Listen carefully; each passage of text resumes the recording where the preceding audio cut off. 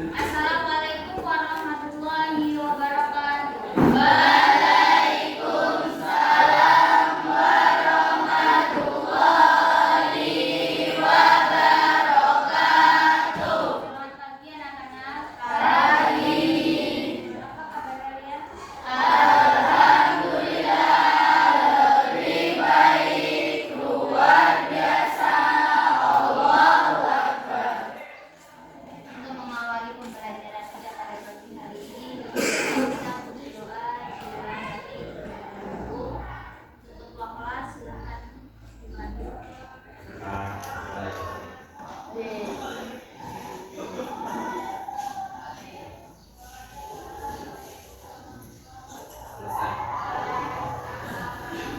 Baik, siapa yang tidak hadir pada pagi hari? Latifah. Sakit atau isi? Sakit. Lalu siapa lagi? Julungin.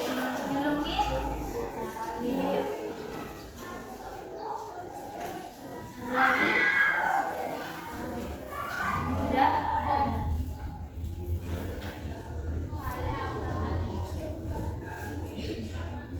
Baik, sebelum kita memasuki pembelajaran, lebih baiknya kalian tengok kanan kiri kalian, belakang kalian, luruskan barisannya, rapikan bangkunya, lalu perhatikan ibu di depan.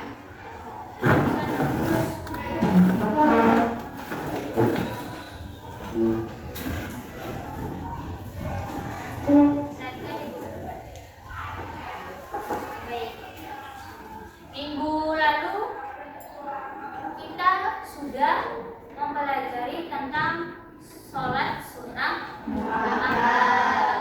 Minggu ini kita mempelajari tentang sholat sunnah ghairul mu'akkad. Jadi sholat sunnah ini dibagi menjadi dua, sholat sunnah mu'akkad dan sholat sunnah ghairul mu'akkad. Apa kaitannya? Sama-sama sholat sunnah, tetapi ada yang dianjurkan dan ada yang tidak dianjurkan. Sudah paham sholat sunnah mu'akkad itu apa saja? Ada berapa sholat sunnah mu'akkad? Ada 7.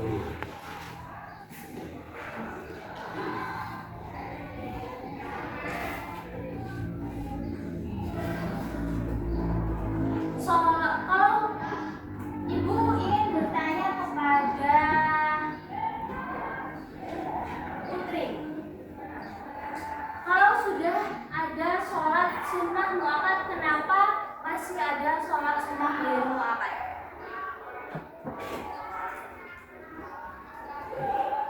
Coba Sylvia, kalau ada sholat sunnah mu'akkad, kenapa harus ada sholat sunnah ghairul mu'akkad?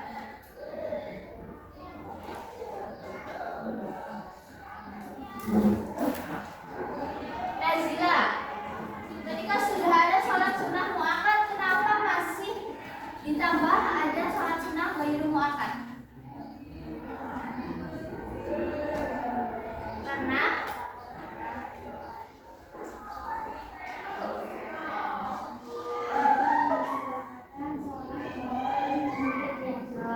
kita dapat menyempurnakan sholat walaupun tidak dianjurkan.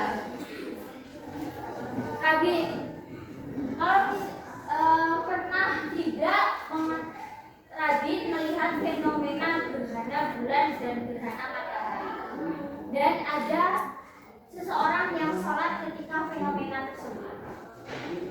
Belum pernah. Jadi kita akan bahas semuanya pada sholat sunnah ghairul mu'akkad. Sholat sunnah ghairul mu'akkad yaitu sholat sunnah yang tidak dianjurkan oleh Nabi, karena Nabi juga jarang melakukannya. Serta sholat sunnah ghairul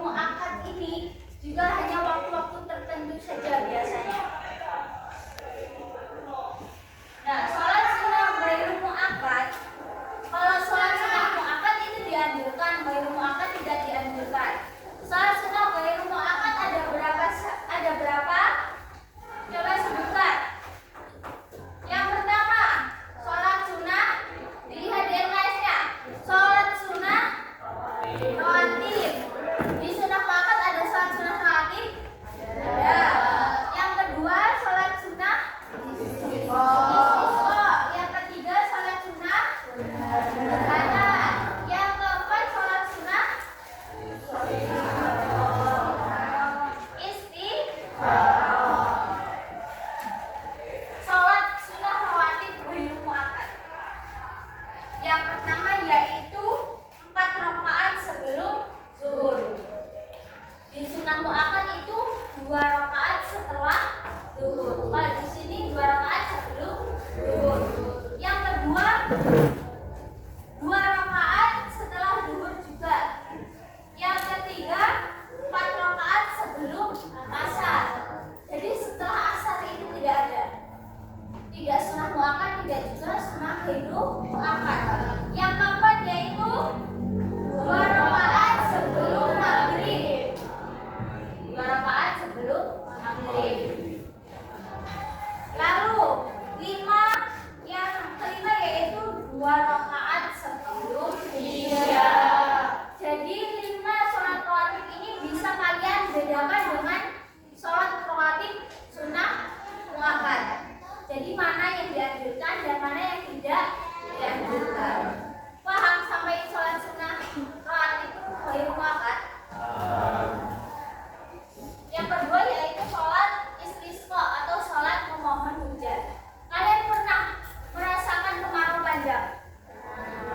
Kemarau panjang, lalu kalian memohon untuk meminta hujan. Jadi itu ada sholatnya, namanya sholat istisqa. Sholat istisqa itu dilakukan secara berjamaah di tanah lapang. Di tanah lapang di mana? Di lapangan. Ada khutbahnya juga. Sholat istisqa itu dianjurkan untuk membawa anak kecil dan hewan ternak. Karena apa? Karena sebagai bentuk permohonan bahwa manusia itu lemah. Manusia itu hanya punya anak kecil, hanya punya hewan ternak. Anak kecil, hewan ternak itu untuk membuktikan bahwasanya kita itu lemah. Kalau anak kecil tidak minum, mati atau tidak? Mati.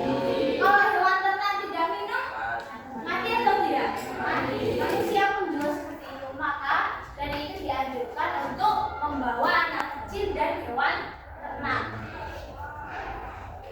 Setelah itu 2 rakaat tanpa azan dan iqamah. Jadi hanya as-sholatu jami'ah. Diakhiri dengan khutbah tobat dan istighfar. Sampai salat istisqa ada yang ditanyakan? Cukup?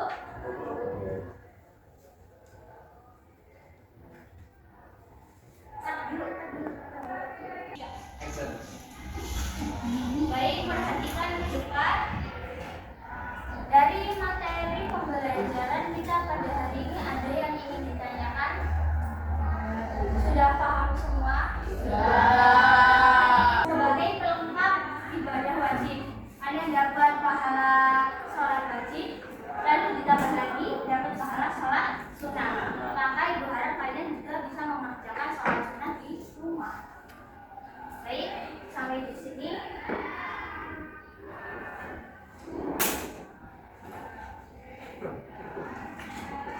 Untuk penugasan kalian kerjakan asesmen formatif halaman 55. Dikumpulkan minggu depan. 3. Ibu